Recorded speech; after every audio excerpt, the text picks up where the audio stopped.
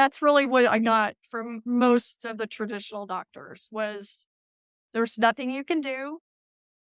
There's no cure. There's no real treatment other than just let's take more medicine, try a different medicine, take more of that, and then try a different medicine and take more of that. It's all in your head. You don't look sick. Your tests are normal. It's probably anxiety. There's nothing wrong with you. Have you heard these words from physicians, family, and friends? If you're someone who has been struggling and swirling through the revolving door of healthcare to find answers about your health, or if you know someone who is going through this experience, then this podcast is for you. Welcome to the Desperate for a Diagnosis podcast with Laura Nozicka, a show dedicated to exploring the challenges of living with undiagnosed or rare medical conditions. This podcast explores both sides of the bedside. We will be speaking with patients who have had challenges with finding a diagnosis, along with experts in the field. I'm your host, Laura Nozicka. Please note, I am not a medical professional, nor am I affiliated with any healthcare, pharmaceutical, or device company. I am an entrepreneur, and I am an independent market researcher focused on helping healthcare organizations better understand the patient perspective. The podcast is not meant to offer medical advice, but to merely share the stories and perspectives of podcast guests. Hello, and welcome to the Desperate for a Diagnosis podcast. I'm your host, Laura Nozicka, and today, we are with Susie Day. Let me just be very clear about that, and which is the most adorable name. And Susie has so much to tell us today about her experience with her journey and with rheumatoid arthritis and in her diagnostic journey, but also what she did with all of that. And as we like to talk about making your mess your message, she did more than that. But let me tell you a little bit about Susie before we get to talking with her. So Susie has been on a self-care journey for 15 years plus. That's been since she entered midlife and was diagnosed with rheumatoid arthritis, an autoimmune condition. She mentors women in midlife that deal with autoimmune conditions, and by sharing simple everyday practices to help balance their physical and emotional well-being with less pain and more energy, so they get back on to living their lives. Susie is certified in aromatherapy, energy medicine, gut health, skincare formulation, and personal experience, and currently working on attaining certification as a transpersonal energy healing practitioner. Susie is so bored and has nothing to do. Thanks so much for being with me today with your busy life. Oh, thank you, Laura. I'm so happy to be here. So tell me a little bit about what you're doing currently, and then we'll kind of back into how you came to becoming what you are titling your current state of your life as an autoimmune mentor, which is so cool. And tell me about what that is. Well, with all of my many years of living with autoimmune, I've picked up a lot of tips and tricks to feel better and solid foundational applications. So now I want to be able to share that with other women in midlife that are dealing with autoimmune conditions, just so they can feel better in their bodies and not have the limitations of what autoimmune can bring you. More excess tiredness, excess pain, excess limitations with either food or going out or whatever it is. It's different for everybody. But to be able to show them and teach them simple everyday practices that they can feel, so they can feel better in their bodies, so they can get on with living their life to their fullest in midlife and just be happy again. So why the focus on women in midlife? Well, I guess because I'm in midlife and I don't know, it just felt like the right thing to narrow down. They're always saying narrow down, narrow down. So I thought, well, I'll narrow down to women my age so we can relate to each other better, I suppose. But if anybody came to me with autoimmune issues, younger or older, I'd be more than happy to work with you. No problem. Well, you are serving my niche as well, as far as midlife goes.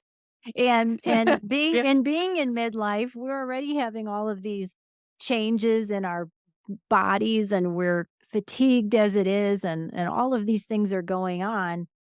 I don't have an autoimmune condition, but I can only imagine what that's like and how it's compounded on top of being in midlife. And what do you hear from women about that, dealing with both at the same time?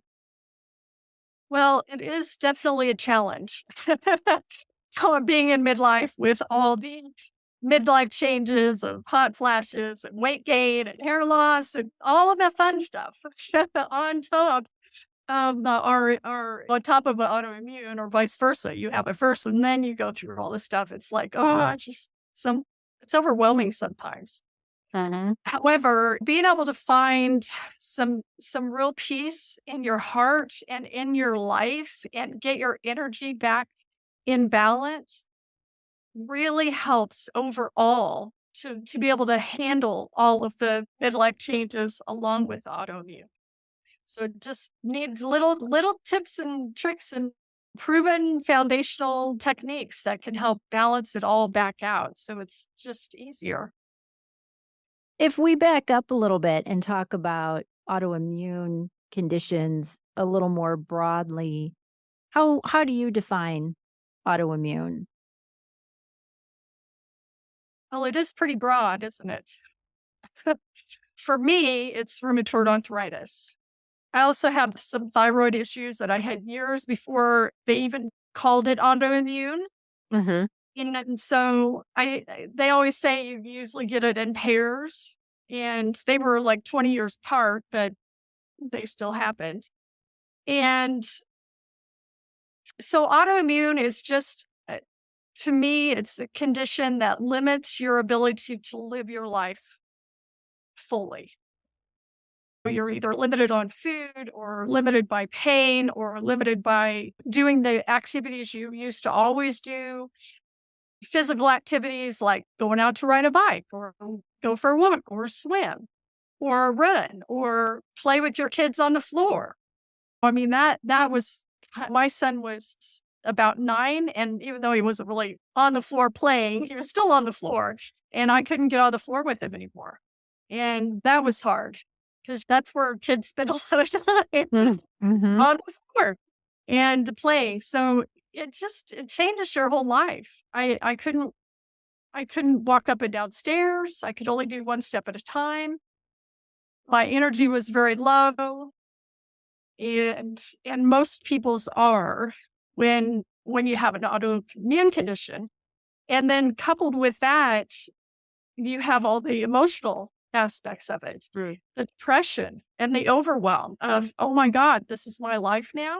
Am I going to be able to live in chronic pain? I mean, I've had all these thoughts. And so I don't necessarily think it matters what diagnosis you have, excuse me, or what it's called. We all have the same feelings of, oh my God, this can't be happening to me. Hmm.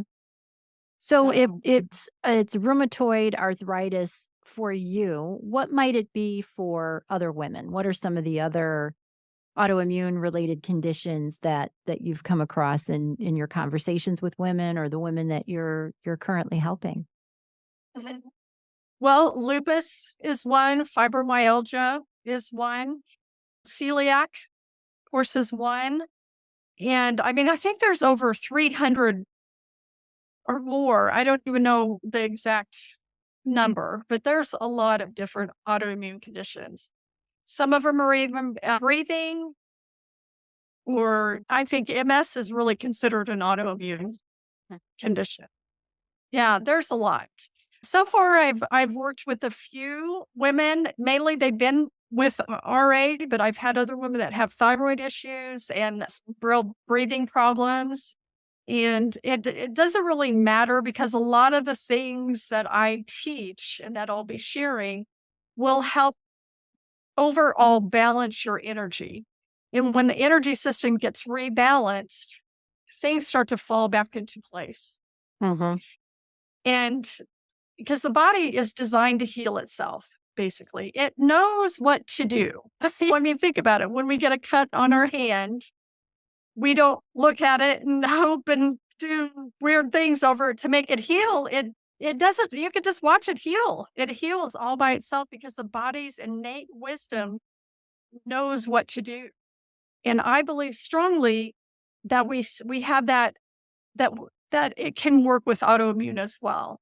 I have improved my condition so much compared to what I was 20 years ago.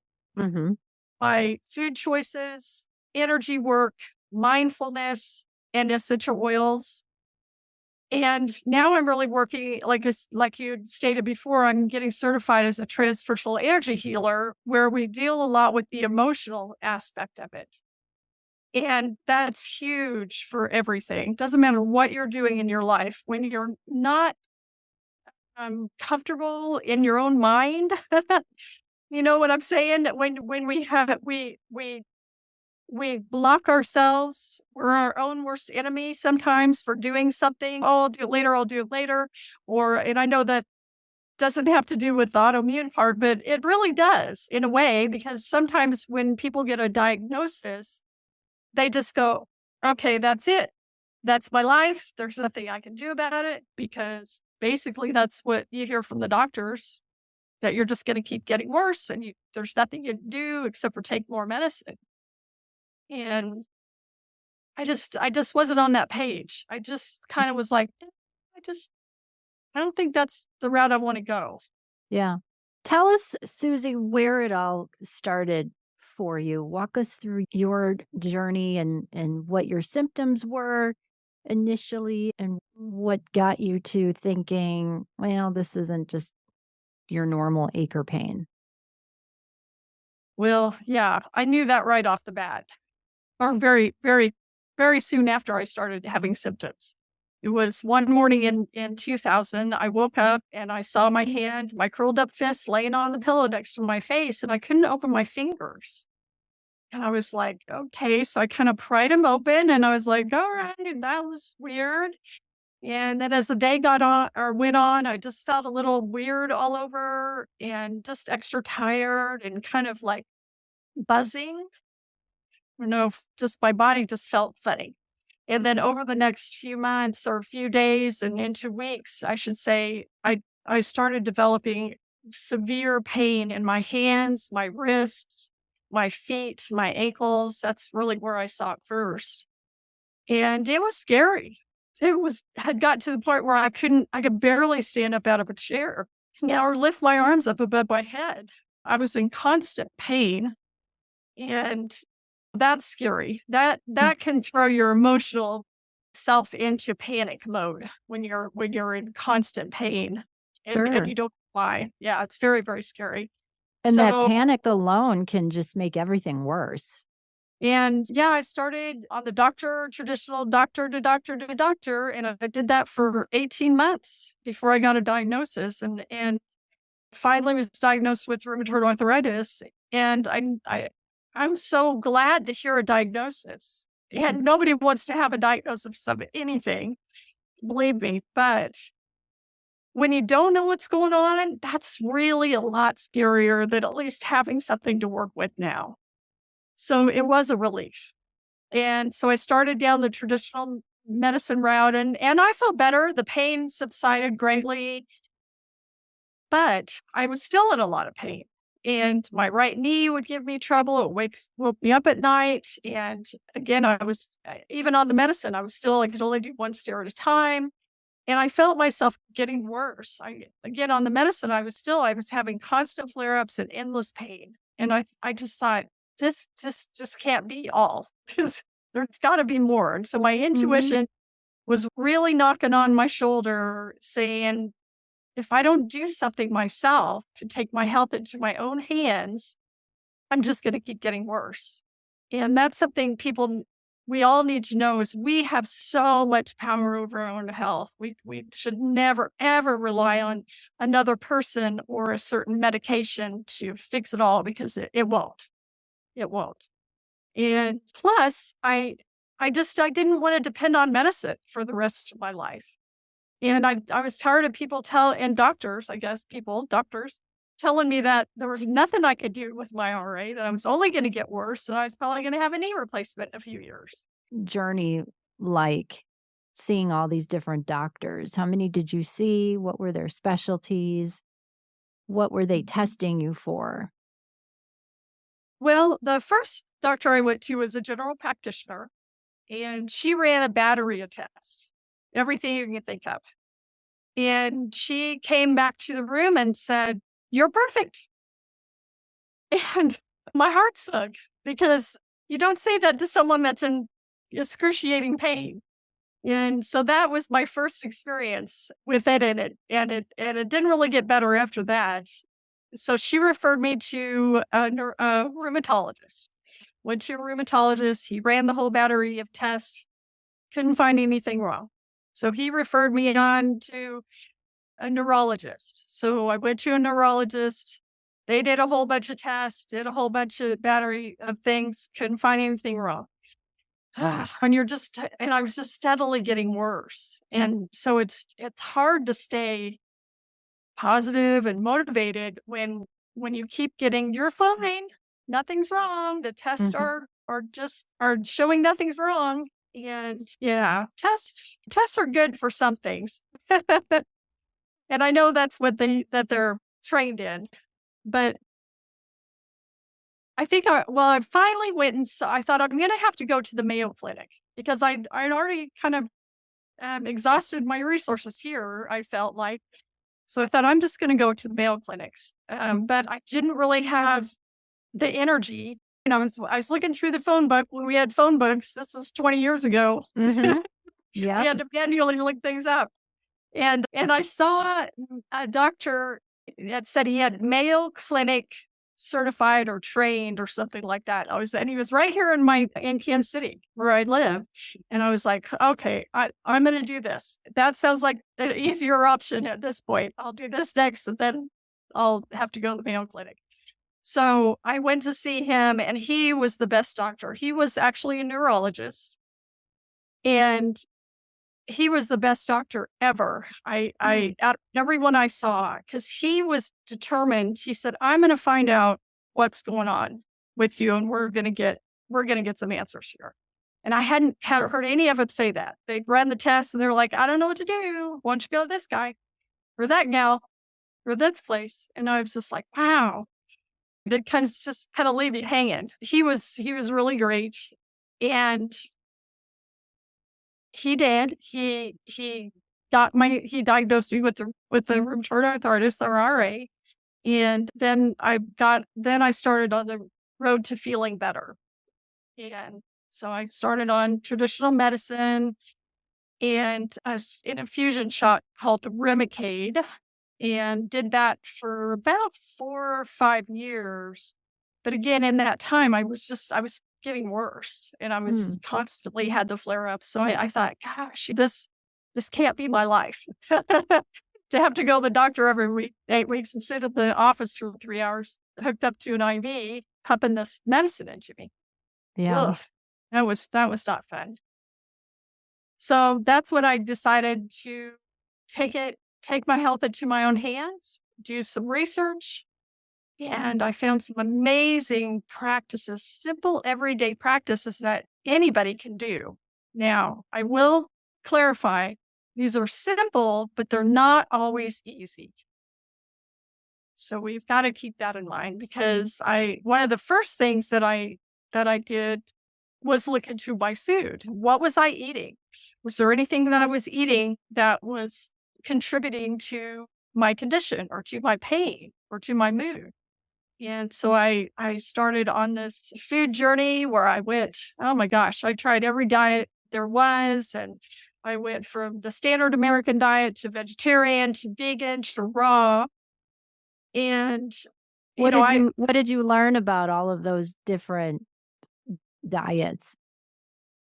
well, what I learned overall, and with the diets too, is there's no one size that fits all. That's why we have to be an active participant and be willing to try new things, find out what works for you and what doesn't. Because what I found out when I got to the raw stage, I found out or actually the vegan raw stage, I thought my body I felt really tired.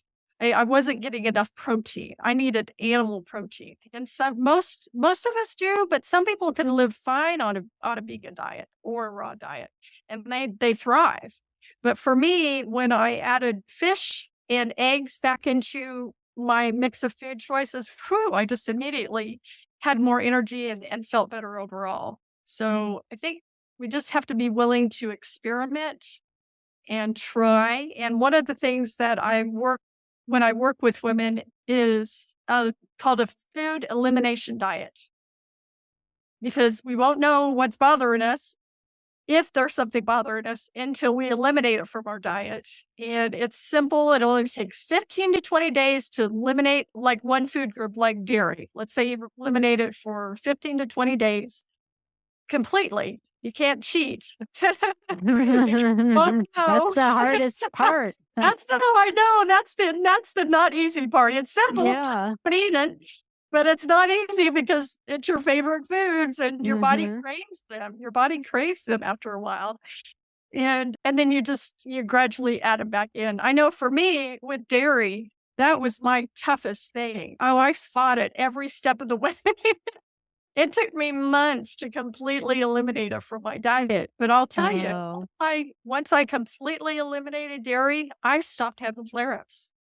Was it milk or cheese or what was it that was bothering you? Dairy and meat.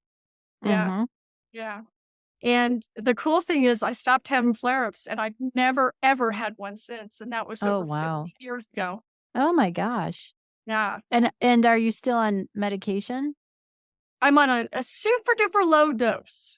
So I'm not completely medicine free, but compared to where I was going for 3 hours in the office every week, and then I went to a weekly pen, and then I went to a pill, but I'm on a super, super low dose. And my goal is to eventually be medication free.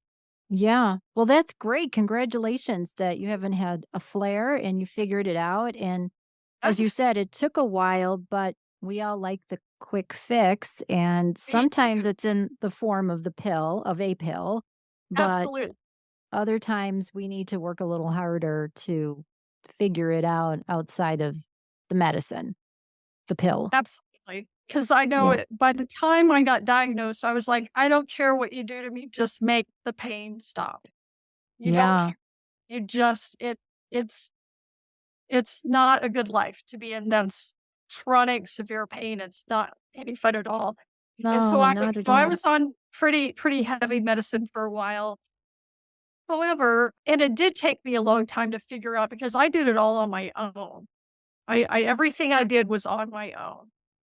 And that's why I want to mentor women now so they don't have to doesn't have to take up years to figure it out or multiple attempts on all these different things. I can zero them in on exactly where to start, the steps to take to proceed forward. And that's my hope, to help as many people feel great again, even if they have autoimmune, so they can enjoy their lives.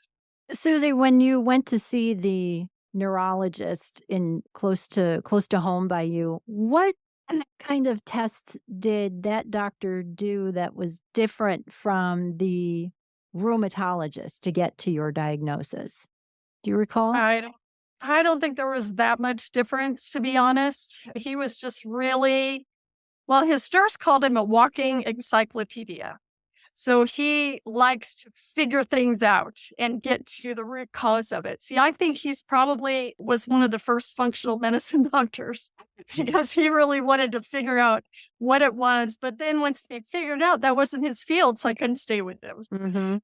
Yeah, it's really a joy when you find the diagnostician and a good one at that. And I've been in similar situations where I've had some muscle related issues and I've gone to a couple of neurologists and they just stopped, and I still had all of these issues, and they passed me along to a few other doctors, and I'm better, but I don't know that we've 100% figured out what my issue was, but I don't care. I'm better at this point, but to find Yeah. a doctor who is willing to listen and then dig and keep looking. What do you think was different about that doctor versus the other ones? What was different about him as far as his tenacity to try to find an answer for you?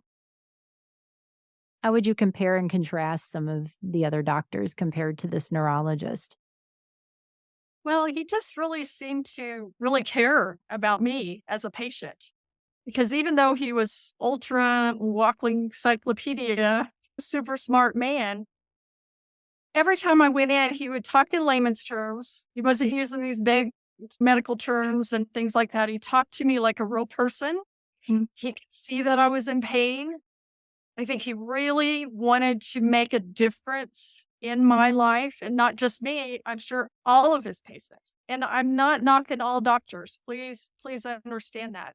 I think sometimes the medical field, they're trained in a certain area. And if they don't know it, then they pass them on, which is understandable. That's what you would do. So I understand that.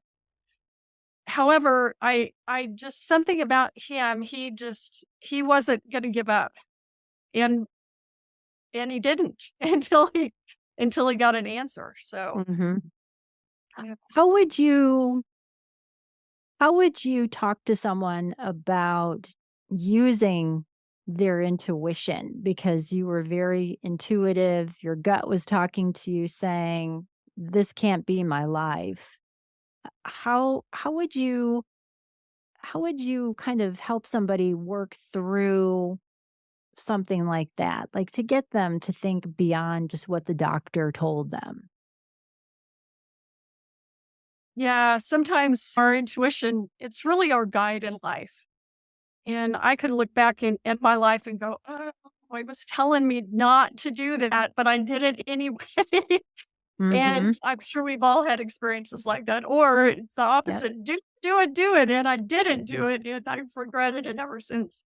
So we really have to be in tune with our intuition, with our heart, and if something keeps coming up saying, "This is not right, something's not right," you don't have to know what's not right. I didn't know.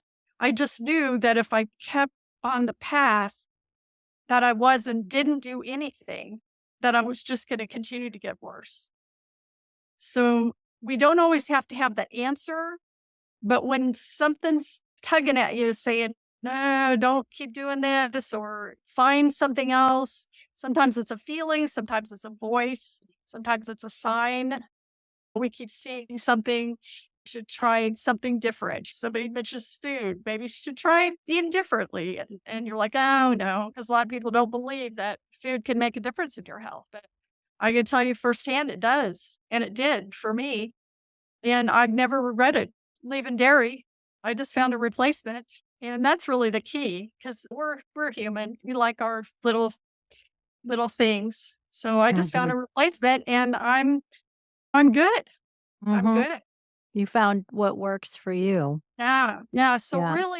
really be in tune with your intuition. And sometimes we don't really know. We're like, did I just say that because I wanted to think it or whatever? But how I recommend Or or that's just midlife talking. You thought yeah, you said something or your brain was saying something, but you really don't remember saying it. That could just be midlife, Susie.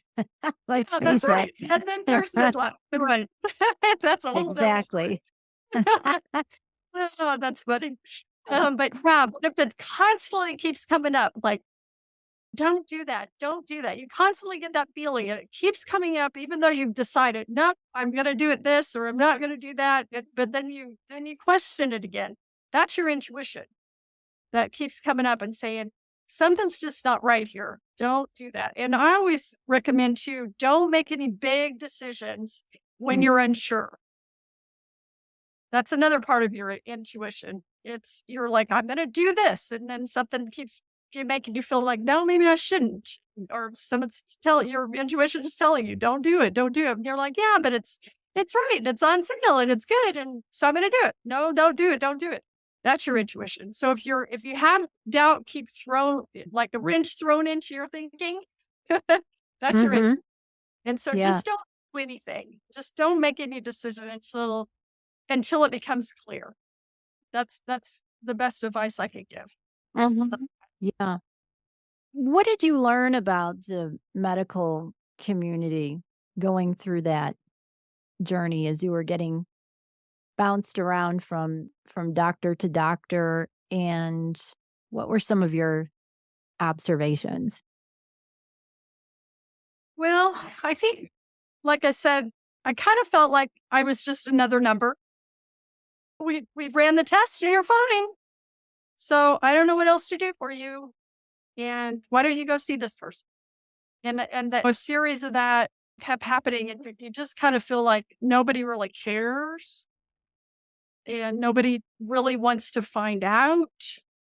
They've done all they know how to do. And that's all they're going to do. And good luck with the next guy or woman or gal. Yeah. And that doesn't feel good.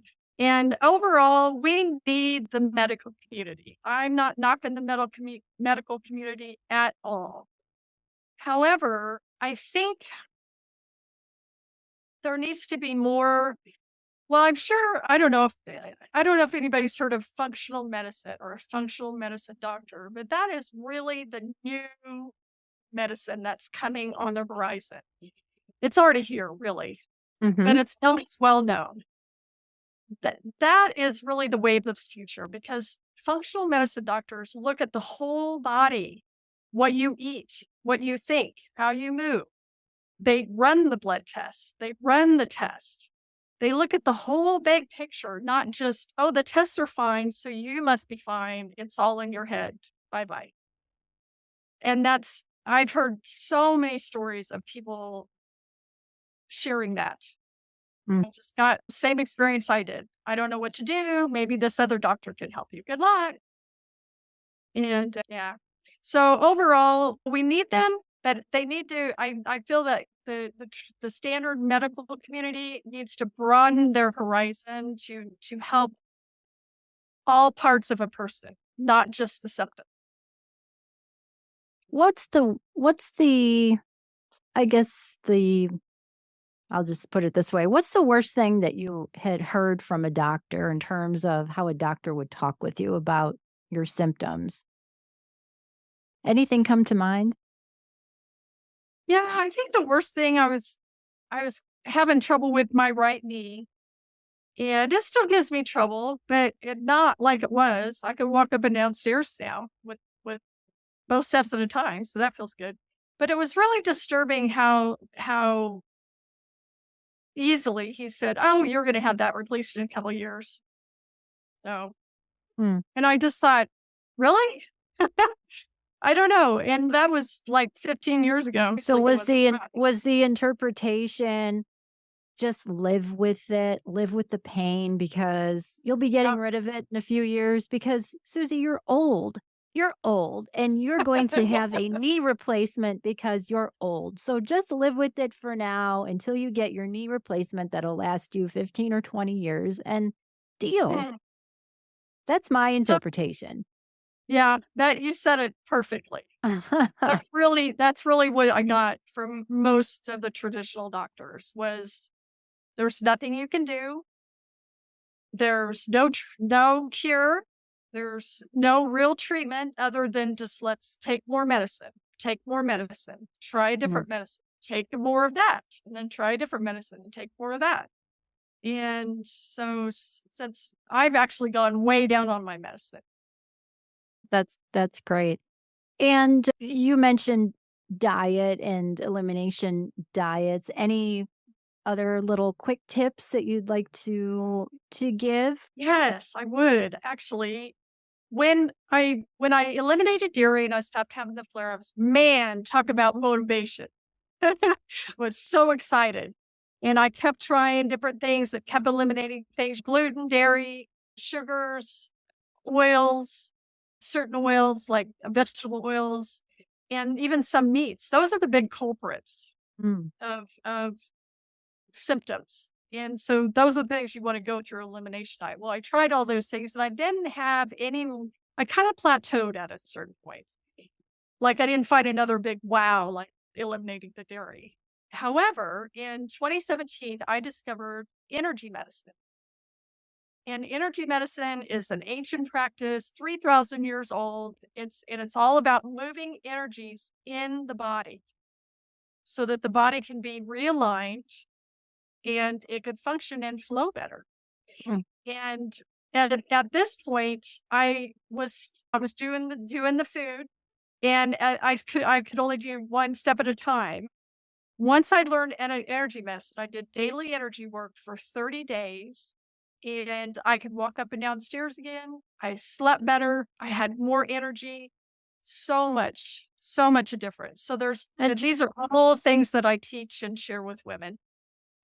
How would you define energy medicine? I can't say I've heard of that.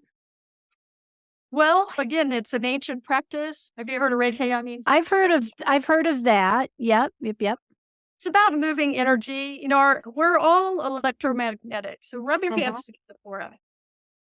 And you do that and feel that, and then kind of hold them together, like about a couple inches apart. Mhm. Can you feel that? I can. Yes. Yeah. It's an electromagnetic energy. And that's what we are. We are Yeah. all energy. And it's And not just my Apple Watch vibrating either. I can that's actually right. I can actually feel that. Yeah. Yeah. Yep. So we are energy beings. And this is just a body. We're an energy being inside of it. And when energies get stuck or we have a traumatic experience in our life and we just can't stop thinking about it, or I mean, even 20, 30 years later, it's still there because it's a trapped energy in the body. And I believe a lot of these traumas that happen to us as children or even as adults, anytime in our life, really, can cause energy disruptions in the body. And it blocks energies from flowing. So we're not our best selves. And Mm. energy medicine can help to unblock and open and move energies through the chakras and the meridians and all these different energy pathways through the body. And the energy medicine is just that. It does, I don't know, you've probably heard of tapping before. Mhm. Tap, Yep. it's very similar to that. That's a form of energy medicine. Tapping is to help emotionally move energy and physically. But it's just different. There's different movements or different postures or different exercises. Like I do what's called an energy routine where I do certain energy exercises daily that help keep my body in balance. And when I miss, if I miss several days, which that doesn't happen, but did in the beginning, I was like, oh, I could tell a difference. And so I get back and they're simple. They take like 5 minutes to do a whole Hmm. series. But That's yeah, interesting because I just interviewed a guest and did a recording with a guest. Her name is Audrey Gale, and she just wrote a fiction book called The Human Trial. However, a lot of her research that informed the book was around the work that many of the early scientists conducted, a lot of their research in quantum physics. We were actually, anybody who knows me, I am not a left brain nerd by any means, but it was fascinating because we're talking about quantum physics and the fact that we're just big kind of blobs of energy. And and this was all spurred by her journey with her father. Well, first her dog was ill, then her father became ill, but I'll just say there's a energy modality that ended up helping both her dog and her father. Both the dog and her father had cancer, but they did not die from cancer. They actually ended up in remission from this type of, again, I'll just call it energy modality. I won't get into specifics. But yeah, so we were having this conversation about quantum physics and energy and all of that, and how much it does lend itself to disease. Absolutely. It absolutely does. And it's scientifically based, just like you said. It's actually moving more into the natural flow of healing. A lot of these energy modalities are moving into it because they work. Yeah, it was really fascinating about how this modality for both her dog and her dad, it worked for both of Yeah, them in I terms know. of healing. Yeah, so there's a Yep. lot there's a lot we just don't know beyond There's the so much. medicine. But how do you counsel women to incorporate more the Western versus the less traditional kind of maybe some of the things that you're doing? How do you talk to them about both sides of the coin? Well, I just share my story, really. I've lived it. And so I just share my story, and some people look at you cross-eyed and wonder why would food make any difference? Or what is energy medicine? That's crazy stuff. I don't know what that is. But it's people want to know or they don't. And so I just share my story. It's really how I get it across. And like I said, I live it every day. And I do the practices every day. Mhm. I'm doing everything I teach and share, I do. So I'm not would never want to share or do something that I don't do myself because it's just not as authentic and people catch on. But it's funny, a lot of people that have been diagnosed have already gone down similar roads that I have because they don't want to settle with it either. But then there's newly diagnosed women, or maybe they've been diagnosed for a long time, but never even knew they had options until now. And because 20 years ago, I didn't really have any options. Mhm. And 5 years into it, then I kind of learned about the food. And then just the last few years, you keep hearing functional medicine and then energy work, and all these things start to open up. And so it's really becoming more mainstream, I should say. So it's not as untraditional. It's going to be eventually. This will be the traditional healing methods. I Yeah. believe in my Well, it at least opens up more options for people, that. or finding ways to combine Western and more non-pharmaceutical, I guess, options, we'll just say. Some Non-traditional. Yeah, I know what you mean. And really, I still need my medicine right now. I still Right. need to take some pain medicine. I just do. But my pain level from where it was, like off the scales to minimal, that's where I'm at. So Mm. again, eventually that's my plan is to be totally off. And I think I'll be there because I still feel like, or I know I'll be there. Because I still feel like there's something kind of stuck that I haven't quite worked through. And that's why I'm going into this emotional aspect because I Mm. think that's just gonna unlock a lot for me. And then I'll be able to help other people find their opening to their own healing. And that's exciting. Yeah. Well, like I said, we all go through things in life, especially when we get to midlife too. We've seen a lot, and Yep. hopefully the bright spot of that is that we can impart our wisdom as we've achieved this part of life and still alive to talk about it. But Susie, what would you say is the silver lining from all of what you've been through personally? Well, I have to say, I the silver lining is where I'm at right now. If I would not have listened to my intuition 15 plus years ago and really started to look into how I can contribute to my own health, then I wouldn't be here where I'm at now because now I go on frequent walks when the weather cooperates. If it's too hot or if it's too cold, sometimes those don't work for me. But I do daily low impact exercises. I eat really super healthy, and I have enough energy now to run my blog and my autoimmune mentoring business. And so that's very exciting. And I think the best part of it is that I didn't listen to all those people that said, you can't do anything to feel better. You're only going to get worse. You're going to have knee replacements. You're going to have this. You're going to have that. Take more medicine.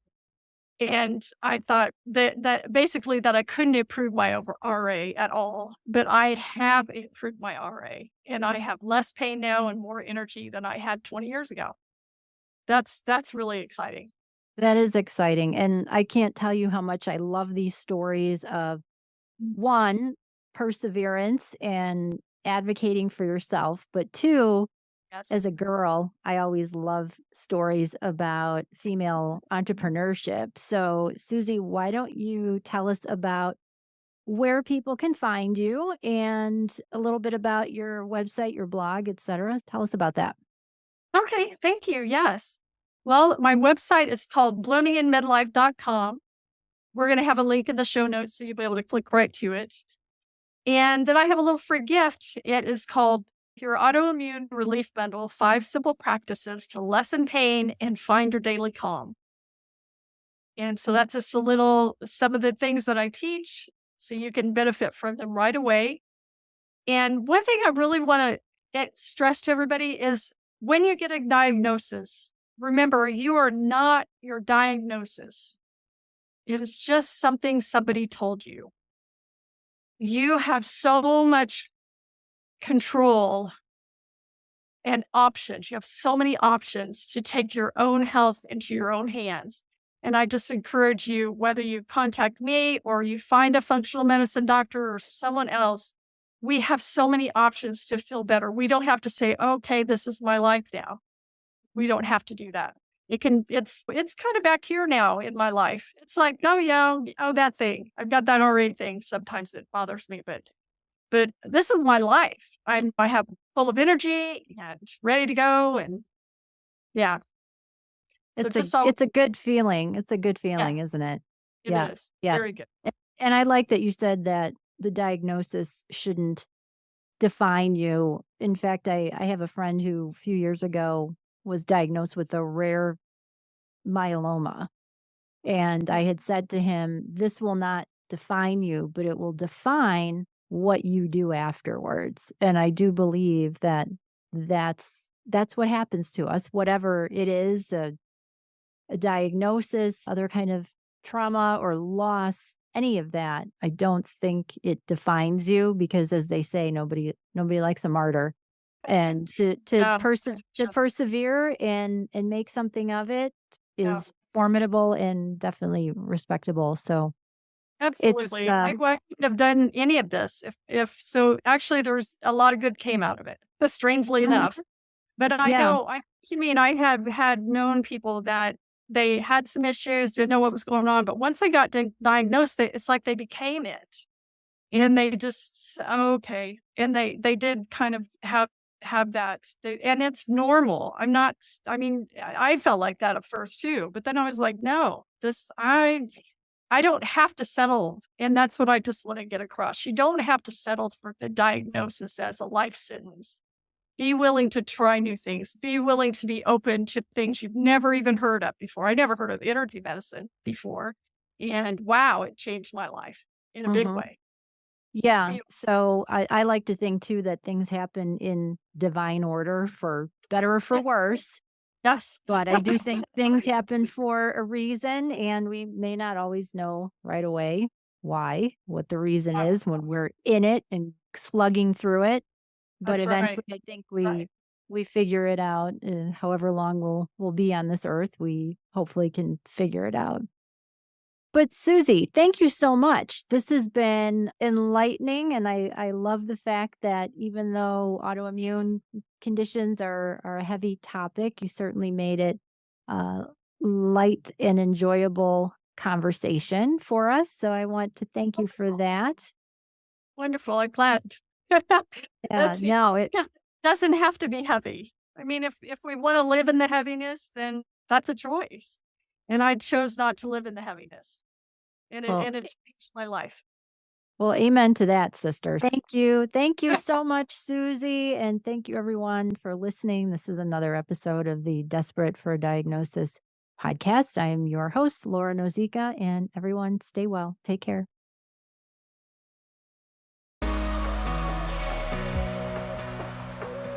Oh my goodness, that's a wrap on another compelling story. Thanks for listening to the Desperate for a Diagnosis podcast. If you would like more information about today's guests or to find out more about Laura, me, go to desperateforadiagnosis.com. If you enjoyed the show, please subscribe, rate, and review the podcast on Apple Podcasts, Spotify, YouTube, or wherever you get your podcasts. You can also follow show updates and healthcare news on the podcast's Facebook page. If you would like to be a guest on the show, or if you have any questions, advice, or suggestions for our guests, please email me at lauramarie@desperateforadiagnosis.com.